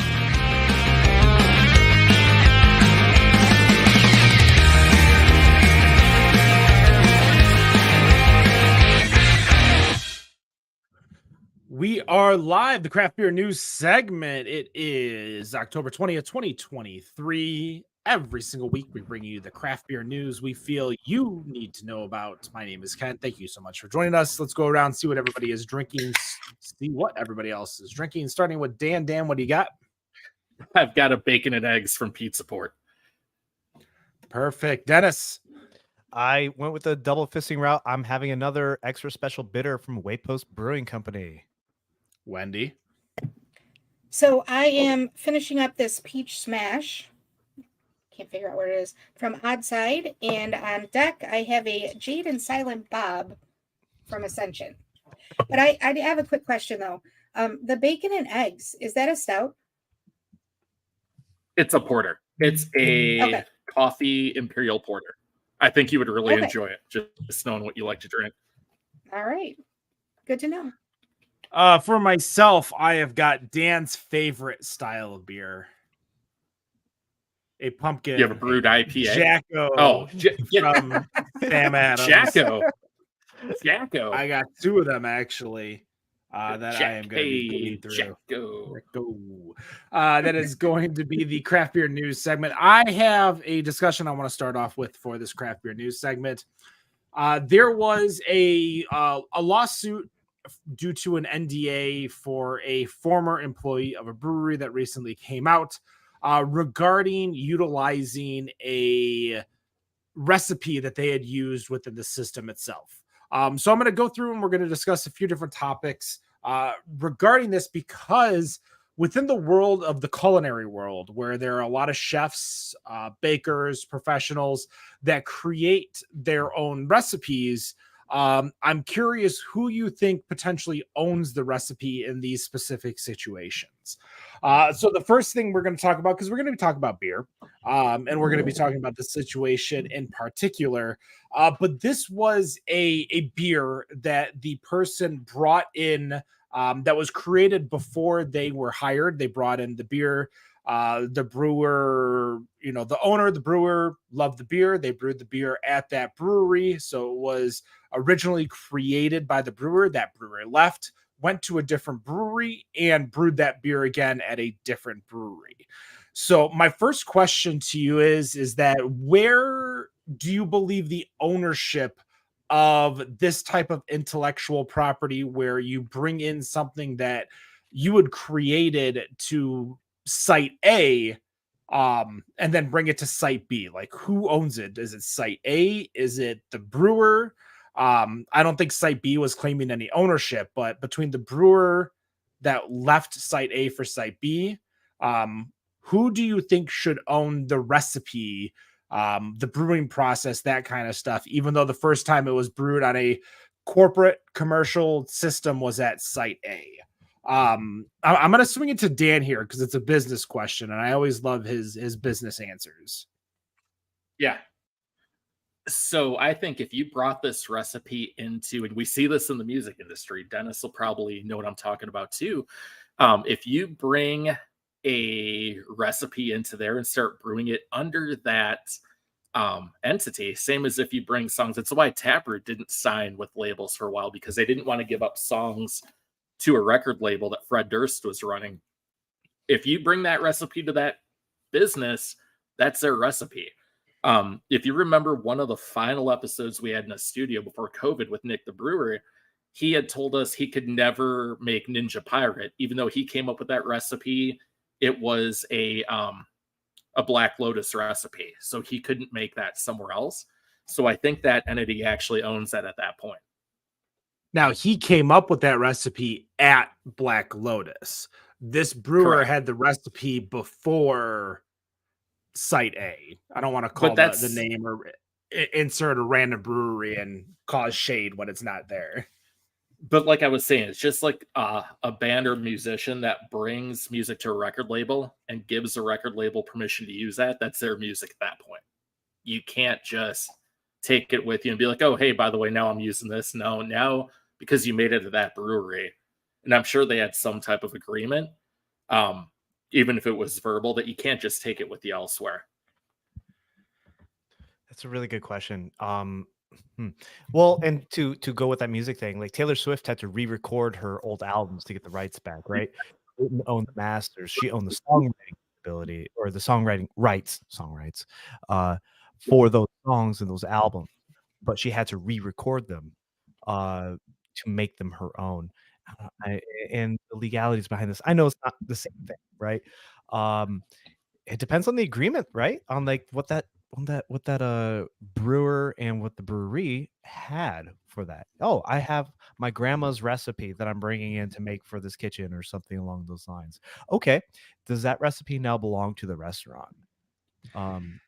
Now, in the world of restaurants, the reason that I know some of this is that I'm aware of a professional baker that went to a restaurant that brought their recipes to that restaurant. And when the lead baker was the owner, they parted ways, he took his recipes with him. Mm-hmm. These were recipes that he cultivated prior to the restaurant, brought them in, made them. Once they parted ways, he took the recipes with them. There was no copy of the recipes. There were like the recipes were gone for that restaurant. Like, they didn't have the rights to that. Now, obviously, they could have caused some type of agreement of what happens when you do that. Hey, if I'm going to bring in, I own these recipes, you will sign that I own these recipes. If I leave, I take these recipes with me. But a lot of this, we're typically dealing with either, and we'll say it was a big brewery, so I'll say that there was a potential, strong arm with an NDA, or if it was a small brewery. Like, I feel that there's only, I don't want to say there's only so many ways to brew a beer, but if you're not making like beer with frozen pizzas and cash, you know, the recipe itself isn't necessarily too crazy. But Wendy, what do you think? I think that I agree with everybody. A little bit of what everybody has said, that there definitely has to be some type of agreement up front as to how you're going to handle it. I think if that recipe was brewed somewhere else before you went to that brewery, it would probably be yours. And if you were leaving and the brewery wanted to keep it, they should pay you for that recipe. I think if you created it while you were at that brewery, it definitely belongs to the brewery. I don't think any of us are lawyers either. For the listeners at home, in case you're getting any No, legal this is ideas. not Yeah, legal don't take advice. this. Yeah. This is our opinion. No, that is definitely all. These are all of our opinions, and obviously, we're bringing in different aspects. Dan, you talk about the music industry and how music, Yeah. you know, how it works within that industry. I'm taking it from a more culinary industry portion because I'm not talking about the brewery portion. I don't know about brewery recipes and how that works, but at least in the culinary world, there are a lot of people who go from restaurant. They you know, move from restaurant to restaurant. If you've ever want to see what the biggest like turnover rate is for any industry, it's the culinary industry. And that's front of the house, back of the house. That's everywhere. Like you look at some people's resumes and they're switching jobs every 6 to 8 months.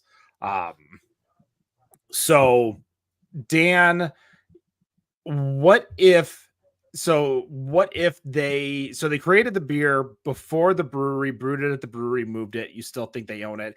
Obviously, my next question would be, what if they created that beer at the brewery? Can they take that recipe and move it somewhere else?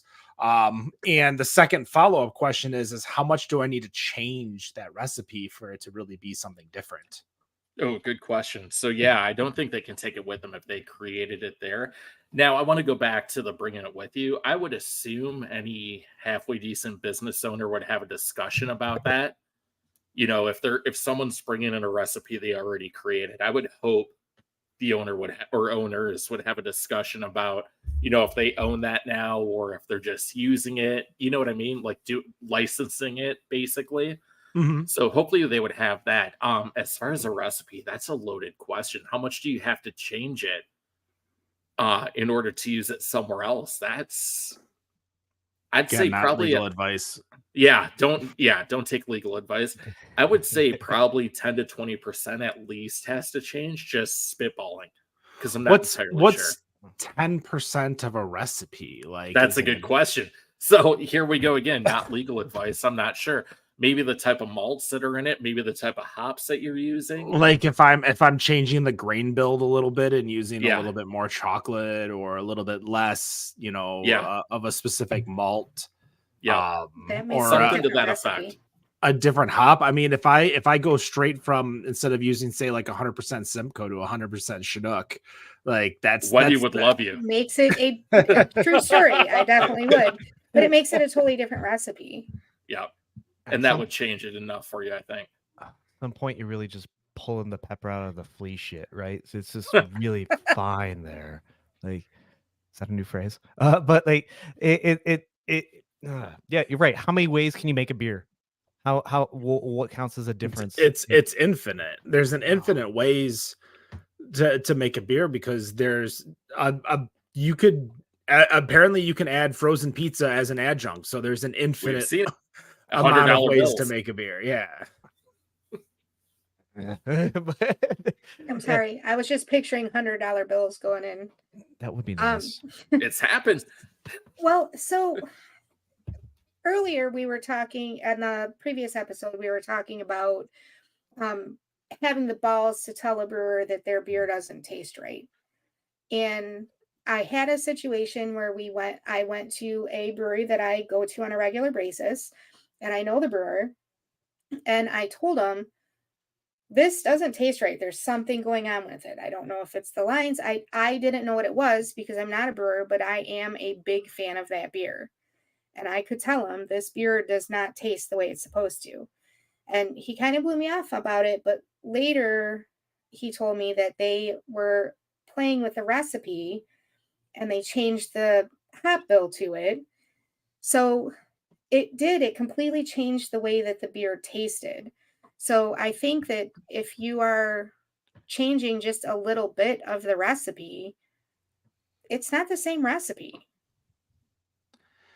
I mean, you can throw off, not throw off, but you can change the recipe enough to where the hop build is, instead of throwing it in the boil at 60 minutes, you're throwing it in at 58 minutes. Like, what's is the recipe the ingredients? Is the recipe the creation? Is the recipe is it all encompassing? I think there's a lot more that it's hard for me, especially when you owned the property before going to Site A, as we call the first brewery in this thought experiment. Owning the beer before, I think you have to be able to own it, unless they say they're buying that beer from you, or that license or that thing from you as you're being hired. Mm-hmm. You didn't create the beer when you were brewing there. You created the beer before, brewed it there, and now you're brewing it somewhere else. Every Disney animator, if anything that they make is property of Disney, right? And that's just something they sign. So I think it depends on the agreement. Yeah, what they have. If this brewery that you're talking about didn't have an agreement with this brewer, they may be SOL on that. But I think they are trying to utilize a non-disclosure agreement regarding the beer that's brewing, because once they started brewing it there, they felt it became their property, even though it was the person's recipe before they were hired day one. So your Disney animators, they're animating at Disney, and everything they make from day one and beyond is perfect. But what if it's the animation they made for their application process? Is that owned by Disney, or is that owned by the person? Like, it's a great question.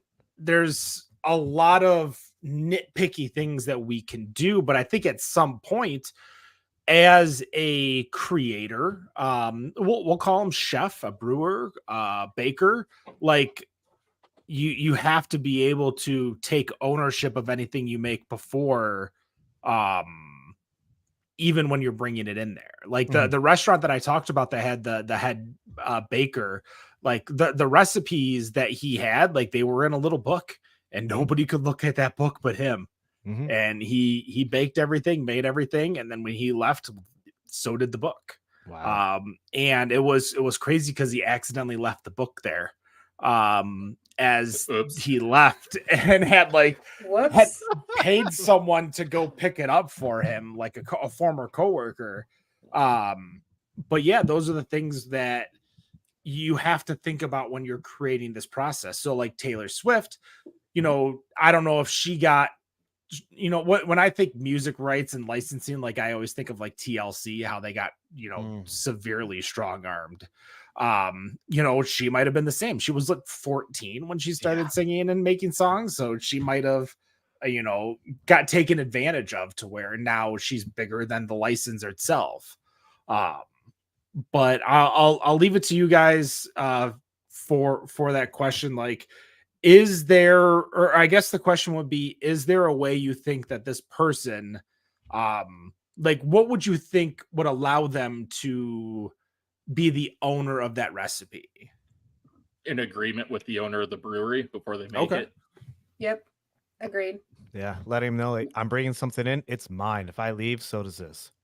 Yeah. So that's, and like that was the thing. Bring that in beforehand. He didn't put the kibosh on Site A from making that. He just took it to Site B. Yeah. So Site A could still make it. And we see this, and the biggest one I could think of within the world here is Celis. Celis White used to be brewed at Michigan Beer Company. It's currently brewed at Michigan Brewing Works. And it's also brewed at Celis Brewing in Austin, Texas, I believe, which is the original owners of the Celis property. So who you know, did he license the property because he knows the recipe? Can he make it? Like, you know, is that copyright infringe? Can you copyright infringe on a beer? Have we seen that before? That'd be a good question for a friend of ours that we know. But that's a good point too. So what's stopping the original brewery from making this? If they have the recipe, if there was an agreement, was not an agreement, I don't think you could stop them from doing it. Wasn't there something, was it like Detroit Dwarf or something like that? Where there were multiple breweries that made it?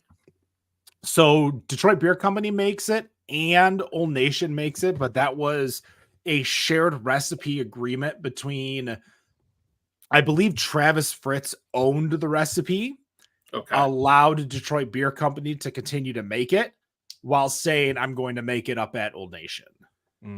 I got you. Okay. Yeah, so Yeah. that's there was definitely that was a friendly agreement. Everybody was happy with the results. Like, Okay. Detroit Beer Company still got to make it. Travis got to take because he put it in at least bottles recently over at Old Nation. So yeah, there's within the beer world, I think we see a lot of friendly handshake agreements.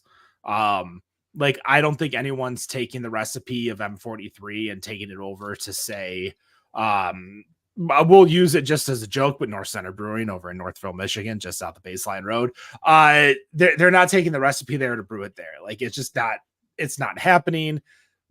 But if Travis was just like, yeah, go for it, take it, you know, or go take this one recipe, like if they're not making Cart Horse anymore. And the person's like, can I brew Cart Horse here? And he's like, yeah, sure. Like these are the kinds of things that we do like to see within the industry, is like collaboration, cooperation. But there are going to be times when you see larger breweries like, no, we own this. We own this property. This is our property. Whether you made it before us or not, you brewed it here. So now it's ours. Wait, are they not do they come out and say they're not making Cart Horse anymore? No. This was an An example. Just an one you haven't example. seen in a while. Yeah, just one I haven't seen in a while. I'm like, wait, I like that one. Sorry, I didn't mean to upset you or broke scare my you. heart for a second, but that's Wait, no, okay. bring it back. So then, Wendy, they're not making M43 anymore, but Keweenaw Brewing got the okay to make it. You have to go there to get it. First of all, that recipe is way too expensive for Keweenaw Brewing to make to sell at their They price could not point. sell it at $2.50 a pint. No, No, I they went can't. when I went to Keweenaw Brewing Company, somebody had explained to me that they keep their ABVs and their prices low so that they can create this price point of, I think it's like $3 a pint now. Sorry to disappoint you, Dennis. It's been a while. It's inflation. It's fine. Dang inflation. Yeah. It happens. I thought the person lied to me when they said how much I owed. Like, I'm like, did you get both my beers and my 6-pack? What do you mean it's $10?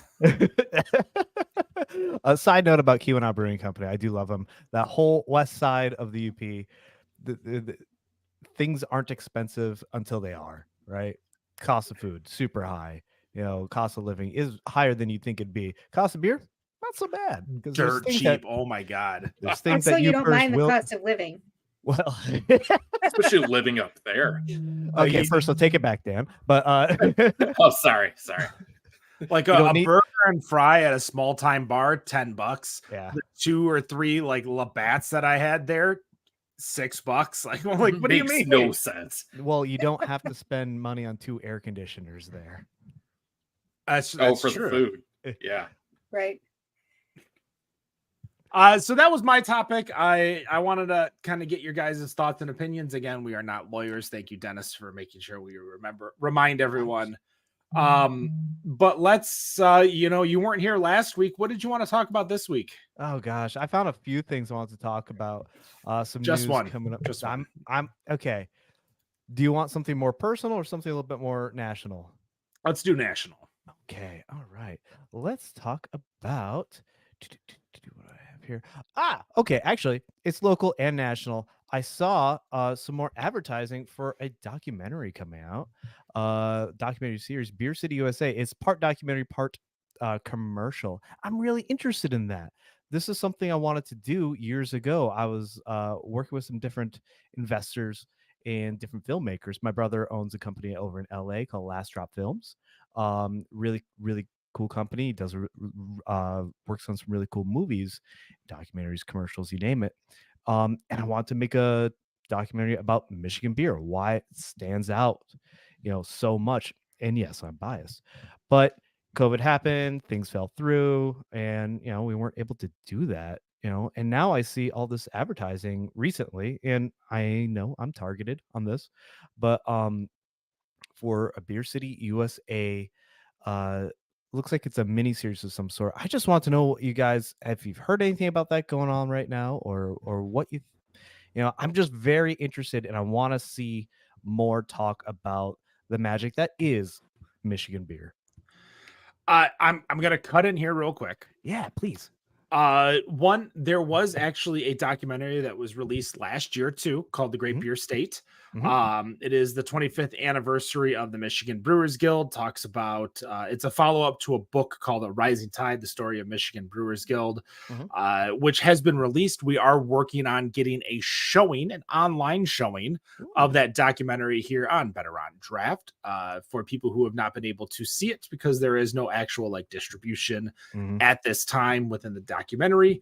Part 2, as you are setting it up, we are off next week, but we will be back in 2 weeks on November 3rd for the Beer City USA. Manitow, I believe, is the name of the organization. Manitow Films will be in studio with us to talk about that documentary. So while we prepare with your article, they will be here in 2 weeks to talk a little bit more. So maybe we can spitball, talk, think of some questions that we might want to ask tonight for that. But Beer City, do you guys know how Beer City got its name, Beer City? Tell me. Please tell me. I was hoping you guys knew.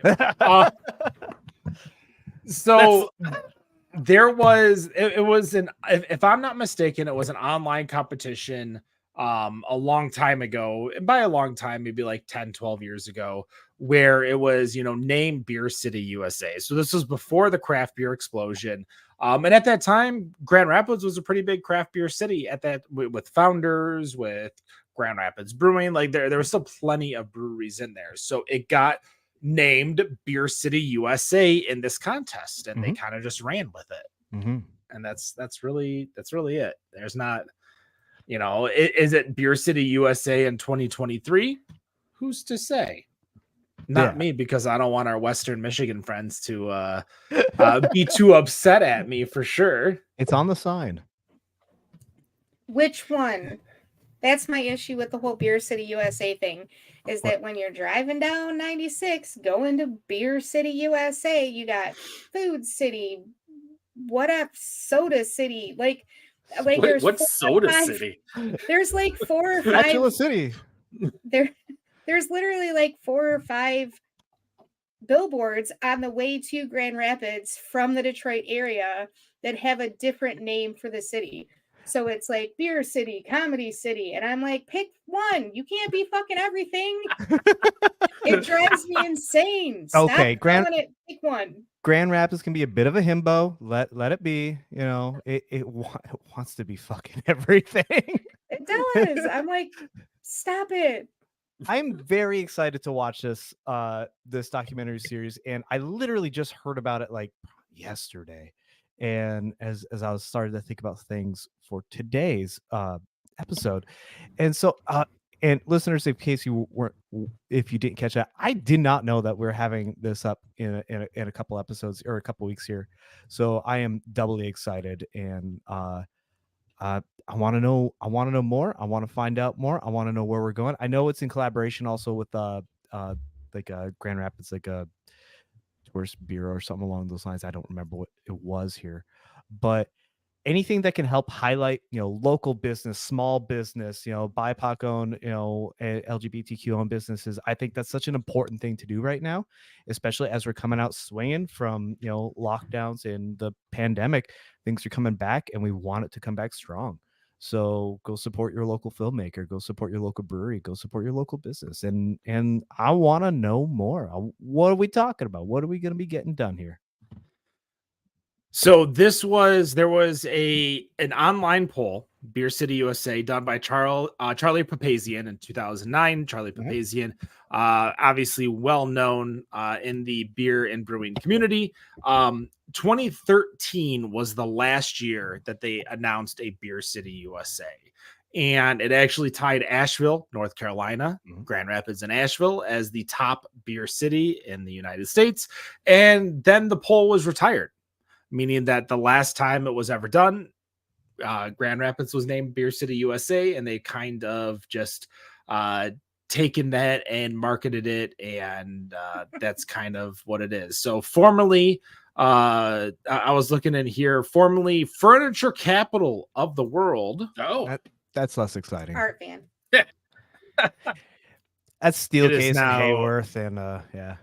Now Beer City USA. So yeah, so we'll be having them on the show. Obviously, I know a lot of people that are not from the Michigan area will talk about all these other cities, like Nashville is always a big one. Nashville, Asheville, San Diego. so here's a big one I would Denver. like to see a documentary on, because there are a lot of breweries closing there, is Portland. For a long time, that was the number one beer city in America. Now they're going downhill Yeah. really fast. So So I I think need a to get there documentary quick. out of a documentary out of there, I think would be really good. Yeah, I think they talked about Brewery 26 just closed over there. So yeah, there's a lot of breweries that are closing. I don't necessarily know why. I don't think we really have an answer as to why Mhm. you know it exploded and collapsed. Yeah. Good way to put it. Big crunch.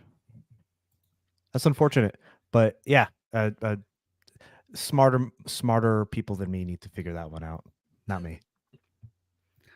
Well, speaking of smarter people than you, Wendy, what did you want to talk about today? Accurate. So mine is a little more just kind of fun. Considering that it is the spooky season, I found an article. I don't even know what this website is. We'll have to put the It's in the show notes. link up. But Sam Adams apparently is going to speak to our Sinosilicophobia, which is the fear of an empty beer glass. What? This is not real. They have partnered with the Summer Club at Raven Hotel in Long Island City for Beer Fest Fear Fest. Yes. According to Lauren Price, head of brand at Samuel Adams, Beer Fest Fear Fest is all about embracing beer season and facing your biggest fears. We know our drinkers are up to the challenge, and there is no other way to celebrate than with a full pint of the #1 fall seasonal beer, Oktoberfest. Apparently, you pay for your ticket to a haunted house, and you are expected to go through the haunted house with a full pint of beer. Oh, dang. Now, I have a very love-hate relationship with haunted houses because I was traumatized by a JC haunted house when I was in high school, or junior high, actually, not even high school yet, because I was still in 9th grade. And then I grew up to be an adult and I ran haunted houses. So I have the best of both worlds, I guess you could call it. That I'm very scared to go through them, but I can also walk through them and figure out how much they spent to make it happen. You're like a haunted house daywalker. It's Wait, weird. Are you I'm one of the still people scared. now? Okay. Go- I was gonna go ask, are ahead. you going through and now? Oh, you did this, like you're acting like a snark or like a Nope, CBY, they can but in the still haunted scare house. me. Okay. Okay. They can still scare me. It happens. But I will also walk into a room sometimes and calculate how much it costs to build that room at the same time. It's weird. But so I'm just wondering, like, is this something that you guys would do? Like, are you into haunted houses? Like, Like haunted that's my houses are question. fun. Yeah, haunted houses are totally fun. What was it called? Your fear of having an empty beer glass? Sinosilicophobia. Yeah, I totally have that. And I'm totally taking a full beer through that because that would be a lot of fun. Went to a haunted house last year just because they're scared to scare me. And what was even happening? Oh my god. It's the David Pumpkin sketch from Saturday Night Live. If you're not watching via our YouTube page, Facebook or Twitch, of course you can watch us live at Better on Draft, and all those, of course, catch the bottles, catch the videos that we were watching. But yeah, I wanted to put something up. I am not a big fan of haunted houses due to the strobe lights. Oh, that's fair. Yeah. Oh, and the smoke. A lot of times the smoke is an issue. Smoke's fine for me. I worked at a laser tag facility. We Yeah. lived and breathed the fog machines. Built up an immunity over time. Yeah, like those never bothered me at all. The strobe lights at the said laser tag facilities, I always had to turn them down when I was working because they weren't worth it. So they would always strobe like once a second. They wouldn't strobe more than that. It would be basically just like a fire exit light that just kind of like strobes to tell you where it is. Yeah. No, that sounds fun though. A haunted house you got to get through with a full glass of beer. I'm a big fan of that. That sounds like I think I'd get through it quicker, and I would pay less attention to what was going on around me because you're focusing on the beer the whole way through to try and keep the beer from falling over. But running through with my pint of BCBS, like don't you dare touch me. Something expensive. For me, two things. One, I'm easily startled, which is just the way I am. Mm-hmm. So I will jump. There are times where I will be playing video games and it's not even a scary part, but I'll just be like, oh my God, like, well, I shouldn't have jumped. And I'm playing like, Lego Star Wars or something. Can't get scared by Dead by Daylight. I don't get scared. I get startled for motherfucker. Like, oh my God, there's fucking ghost face coming up around me.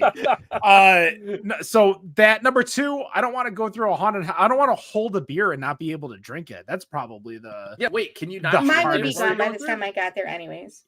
Can you drink it as you go? Or I'm assuming the thing is you're supposed to like keep a full thing while you walk around and you don't spill anything. That's that's horseshit, because when the guy chases you with the chainsaw at the end, you're gonna have to run. And if you're spilling your beer, I'd be mad not as hell. if it's not a real chainsaw. I know they never come after me when I walk out of the haunted They house. always come after me, and I'm like, not the one. They do. We went to a haunted corn maze a few years ago, my wife and I, as a fun date. We went there during the day because it was just a regular corn maze. You could walk around like, all right, let's try and map this out because we're going to come back tonight. It's going to be a haunted corn maze, right? We're going to map this out. Oh my So God, we did. Like, I'm like, I got a notebook and everything. Like, we got this, right? And then we come back and they took us to a different maze. Like, shit, okay. and my wife Kate is a wonderful person, and she's always had this thing with horror movies. Like, that dumb bitch, she fell while running from the psycho killer. Blah, blah, blah. Immediately, clown comes after us with a chainsaw. We start running, and she falls, just eats shit on the ground. And then the guy took his mask off. I was like, "Are you okay?" And she's like, "Yeah." He's like, "Cool. We're gonna go get those kids." And then he just runs off. I'm running through the corn. I'm cheating at that point. I'm just going through the actual corn. He's just running west.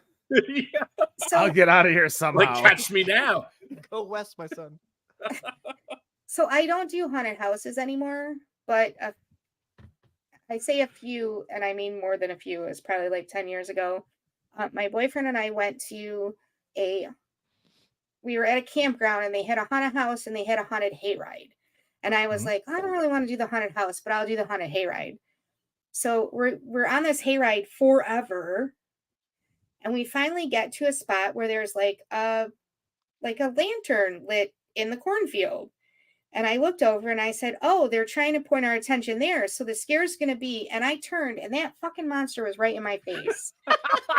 So I almost knocked the whole wagon over because I jumped so high because I didn't expect him to be there that damn quick. And in front of me out of everybody on the wagon. So yeah, I definitely will scare still, but I knew he was going to be there, and he still scared the fuck out of me. So this Beer Fest, Fear Fest, apparently, you take your full to the brim pint glass, Oh no. full of the #1 seasonal beer that they put that in there like 6 times in this article. It cracks me up. Sam Is it Adams, Through a Jacko series of Pumpkin jump Ale? That's scares, some SEO. the #1 seasonal beer, through a series of jump scares, each week, one drinker that makes it through the scarescape with a full glass will be rewarded with the full season supply of Chilled to the Bone Oktoberfest. I'm guessing that's the #1 seasonal beer. So their pint glass stays full all autumn long. I would try it just to see if I could, get a whole fall's worth of Yeah, Oktoberfest, to be honest. I think the hardest thing for me, other than being easily startled, is the fact that having an entire beer and having to go through a process while holding it and not drinking it. Yeah, that's the worst part. I'd rather just go somewhere where they let you have a beer while you go through. So there are haunted houses like that. We actually have one here in the Metro Detroit area that has hidden bars inside it now. Whoa. Wait, Hidden yeah. beer, All right. What? Hidden bars. Yeah, I'm in for that. I think it's Hush over in Garden City. You changed that this whole They've got podcast. they've got a hidden bar that you can buy a ticket that gets you have to get through the haunt to get to this particular bar. Wait, is But, it at the yeah. end or is it like in the middle? I think it's in the middle. I don't know because I don't do haunted houses now. Hush But we- Haunt has 3 secret bars hidden throughout the mazes. Each secret bar is equipped with 2 unique specialty alcoholic drinks, which are available for purchase once inside. In order to access all 3 secret bars, you will need to purchase a VIP Bar Creep Pass, which is $12 per person. Oh, I'd totally do that. Absolutely. That'd be amazing. So next year, Better on Draft goes to a haunted house, like Scooby Doo style. How I wonder if they limit you to 1 drink because people are gonna get drunk enough that they start fighting the people. I think Oh, they I do think that with house you're drinks. you'll be able to find all 3 secret. Yeah, you're supposed to access all 3. So I think you're supposed to find all 3. Okay, I'm gonna pee myself on this. There's I don't want that to happen. when we went to Omega Mart in Vegas, there was a bar at the end, and I'm like, I'm just Yeah. happy to be at the bar. It's not, you can go to it it's hidden at the far end. I don't know what side of that is, but over by the meat counter. You can just go to it. Every time I go to Dennis? IKEA, I hope that there's a bar hidden somewhere in there, and there never is. They Oh should my god, do there that. should be. They're absolutely. I will build a beer. I Oh, don't we give a need shit. to send IKEA a strongly worded letter to suggest that. Just right in the middle. I can't do Oh. the whole thing. Just Sorry. I stopped anywhere. going through the maze. Yeah, I go straight to in the backwards warehouse. and just go to the warehouse because Yeah. I can't do the maze. I get lost every time I go. Yeah, I have to pee I can't every handle time. it. And they Stupid say go IKEA. this way and you go that way and you're back in the bunk beds. And I didn't mean to be in the bunk beds. Wendy, I'm sorry, I interrupted you. I didn't mean to do that. You were asking a question? I don't remember what the question was. She was now. talking We were about bunk beds. IKEA. Oh yeah, Yeah, bunk bunk beds. beds at IKEA. Yeah, yeah, and everything needs a bar somewhere hidden in it inside of it. There's a bar inside of you right now. We've talked about this on the show before. I think there's one place that is definitely in the need of a bar, and that is a hospital. Oh, Joe. Yeah. Yeah, And then you're fighting the doctors when they're. I giving think you bad could news. manage the alcohol intake like per day per person, but yeah, not enough to fight doctors, but enough to manage, especially if you're there all goddamn day. Like you're just kind of like chilling, waiting for someone to move along and pass, and you're just like, is it now? Nope. Okay, I'm gonna go grab a beer. Don't die while I'm gone. Jesus Christ. I can tell you a good Right. story when it comes to that, but Where you did you bring it in yourself? no. That's an off-air conversation. okay. Oh, well, let's keep it on air. Dan, what's your article? Okay, so similar to another, this is a Boston Beer article. And this is leading to the question I actually want to ask you guys for something that came up this week. Boston Beer has filed a no-compete lawsuit against someone who now works for Down East to to just give you an gist of this, you can read the article. But someone who worked for Boston Beer up to 2015 now works for Down East Cider, I believe is the name of it. And they're filing a lawsuit to keep them from using trade secrets of Boston Beer, which they say working in this position they wouldn't be able to do based on what they know. But where I'm going with this is, and it's a little bit of a shift. This week, I believe it was, in Michigan, you guys had a brewery named Tombstone open up. Yep. Should you be able to use the name of a brewery, a name from a brewery that's already established in another state? And to use this for an example, we had another brewery. You've been to this, Ken. We went to it right when you came out here, had to change their name because there was a brewery with the same name in Colorado, and they couldn't use that name until the brewery closed. So do you feel that the owners or anyone in general, you should do some research and be able to use the same name of a brewery just because it's in another state or not? So I want to hear everyone's opinion on this. Dennis, I'm going to start with you. That's a good question. So, okay, Yeah. can you use the name of a brewery that's in a different state? Yeah. That actually So- happened at the last brewery that I was at, Guardian Brewing Company. They registered their name first before a different brewery came out called The Guardian, right? I think they're in Indiana, if I remember correctly. And there's a bit of a cease and desist going on back and forth between them. I don't know how that ever resolved. Should you? I mean, it'd be the classy thing not to, but that's a great question. I don't know what the legality is behind that. I personally would try and really work hard to not have the same name personally. Which you would think would be the thing. So I'll tell you the story of the breweries that worked out here. There was a brewery Please, in yeah. Arizona named Fate Brewing. Uh-huh. There was a brewery in Colorado in Boulder named Fate Brewing, and they sent a cease and desist, Mhm. and they had to change their name to McFate Mhm. to get away from that. They got past that because the brewery in 2019 in Colorado ended up closing, so they could change their name back to it. Now, Ken, are you good with me naming the brewery in Michigan? Okay, you already did. I didn't name it. You already did. Did I say Tombstone? Yeah, did. you said, Did I? that was like the fifth word out of your mouth. So Yeah. Tombstone. Yeah, you did. I didn't even realize It I is did. something that we posted online as well. Ignore the so- guy. So yeah, so we have had people talking about it. A very well-established brewery down here called Tombstone has been here for a long time. Now you have a brewery in Michigan called Tombstone. Mhm.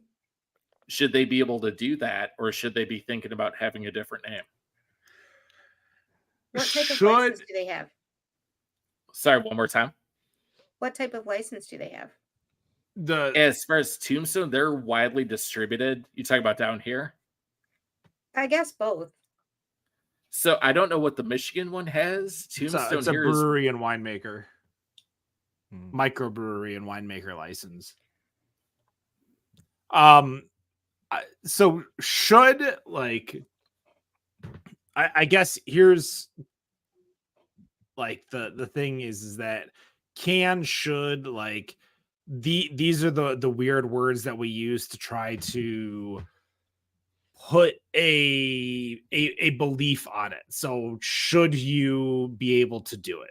Could you be able to do it? Are you able to do it? Like these questions. So like for Tombstone here, should they be able to do it? Sure. If that's what they want to name their brewery, great.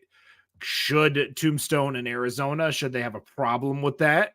Say, hey, stop it. Yes, they should be able to do that too. There are times where it is not necessarily mutually beneficial, but breweries do it. Like there's two Downey breweries. There's a Downey brewery outside the state of Michigan, and there's a Downey brewery in Michigan. You know, we know the Downeys is the Downey family. Why they named their brewery Downey, I couldn't tell you. The other one. So like, should they do it? I don't know. Yeah, great. Should they like? Should Tombstone in Arizona say something about it? Yeah. Yes. Should that mean they have to change that? Yes. Like it's a chance you have to take. Sorry, I keep like no, it's pausing okay. and interrupting. So to throw a wrench into this, the main brewer from Tombstone here in Arizona worked under John Mellett at Bells. Bell's. Thank you. which makes it even more interesting. What about you, Wendy? What's your thought on this? I guess I'm kind of torn. One, because when you are putting a business together, you generally do your due diligence to see Mhm. if there is another business with that name. Not even just businesses. Like I was doing a podcast, or not a podcast, but a blog, and I did searches to find out if there was a blog with a name that I wanted to use already. Mhm. So I feel like they have to know that there is that other brewery out there. But at the same time, like I just looked up batch brewing because I know that there is another batch that I think is in like Ireland. Hmm. And it came up with like 6 different cities. Now, granted, they all have different like batch brewing company, batch brewing co. Like they're all a little bit different, but I think that people, I think that you need to look at what they're trying to do with their business. Mhm. Like if they just want to be a small batch brewery that serves where are they? They're New Baltimore, Tombstone, that is serving the New Baltimore area. They're not going to harm Tombstone in Arizona, who's distributing. Mhm. But if they're trying to branch out, then that might impede their. So I think that you really need to look at what the business is trying to do, as well as where they're doing it. That's fair. I agree with that. Here's what they will run into an issue though is that if Tombstone in Arizona decides to start distroing here in Michigan, Yeah, that's where you're gonna run Yeah. into the issues. Yeah. and you will run into issues because obviously there is a Tombstone in Michigan that does that, but there's also look at a very, very close within the alcohol world. There's Dark Horse Wines Mhm. and Dark Horse Brewery, which are not the same organization. And although they're alcohol, they're both in the same realm of, alcoholic drinks. They are able to coexist next to each other without any interference between the two. So again, I feel like if we're not talking Dogfish Hogfish, we're talking or Final Gravity, Original Gravity, which is another one here in Michigan. Like we're talking Tombstone. Like that's the name. It's the exact same. So should they over at Tombstone in New Baltimore, be worried if Tombstone in Arizona is distroing here? Sure. But I don't think you're going to foresee an issue until they actually cross tabs. Dan, Tombstone because you're in Arizona. I know Tombstone because I travel a little bit. Like that's how we know this Tombstone in Arizona. But if you look at the rando who has a boat in, Chesterfield or New Baltimore and is going to their brand new brewery called they don't know Tombstone, Arizona. They don't know about that brewery. They don't know anything about that. They just know there's a new brewery in Michigan called Tombstone. Mhm. So I That's think fair. I think, do you want to take that chance? That's the question. Take the chance of using the name. Yep. I agree with that. Because you would think if you were going to name a brewery, you would search to make sure. And here's the thing is that like their name makes sense because they're actually in the funeral business. That's their Well, and the other Tombstone's original location is in Tombstone, Arizona. Yeah. Yeah, so there's both good reasons why to choose that name. They don't have the same logo, the same icon. Like you could tell the difference between the two if you put them next to each other. You wouldn't know that they're both named Tombstone, but you would know that like these are Tombstone breweries. So I think, is it the best choice? No. Personally, like when we created Better on Draft, first of all, I have no idea how Better on Draft existed 8 years ago when we created this show. Nobody had it. It wasn't a blog. It wasn't a show. It wasn't on YouTube. And yeah. But if somebody came in and said, hey, we're Better on Draft and they're a drip coffee show, and I'd be like, all right, Well, we didn't have an issue with the name. You remember the original logo? Oh yeah, we got screwed by a person on Fiverr, which Fiverr made us whole, so I don't care. Somebody on Fiverr sold us, for those that are listening, somebody on Fiverr sold us our logo, which was fine. We went to Fiverr, we got someone to do it. But what they did is that they stole the San Diego Beer Talk logo. Yeah. Amazing. Put our name on it. Yep. Folks, those guys over at San Diego Beer Talk, I know they don't exist anymore, but I will still say to this day, they didn't talk to us. Somebody else pointed it out, and we reached out to them, and you said, hey, we understand this is what happened. We are completely sorry. Here's our email, like our contract with the original person. We will give us a few weeks to get our logo fixed everywhere. And then after that, if you see our old logo, just tell us, we'll switch it. Like, there was a very big mutual agreement. Like, they understood we did not purposely steal it. Yeah. But yeah, like those are the kinds of things too, where it's all about collaboration and cooperation. If somebody came in and said, hey, we want to use Better on Draft, and it is a fantasy football or a football show, I'd be like, all right, so we're not in the same realm, but that's a really, to choose that name is very, very specific. Yeah. And at that point, I'd be like, all right, how can we either work together, work side by side, collaborate, or I'd be like, at some point, I'd just be like, all right, let's change your name to something else. Yeah. At that point, everyone just needs to stop, collaborate, and listen. There you go. Ice is back with a brand new edition. Something grabs a hold of me tightly. I shouldn't say any more before we get banned on YouTube. Here comes Vanilla Ice. Hold on. Again, Dan, remember Vanilla Ice? There we go. He had ding, ding, ding, ding, ding, ding. Oh, yeah. That's whereas didn't Queen give him permission to use that? I'm pretty sure. Wendy, you're muted. No, he had that extra little ding in there. Oh, he changed it. Yeah. He said that in an interview. He had that ding, 10%. ding, ding, ching, ting. That's something in there. There it is. Full circle. I right remember there, him folks. doing that in the thing, which, hey. That was a great bow by everyone. My name is Ken for Wendy, Dennis, and Dan. Thank you so much for joining us. I appreciate it. Off next week, back in 2 weeks with the folks who created Beer City USA, the documentary series. No matter what you think of your beer, we think it's Better on Draft. Have a good night. Cheers.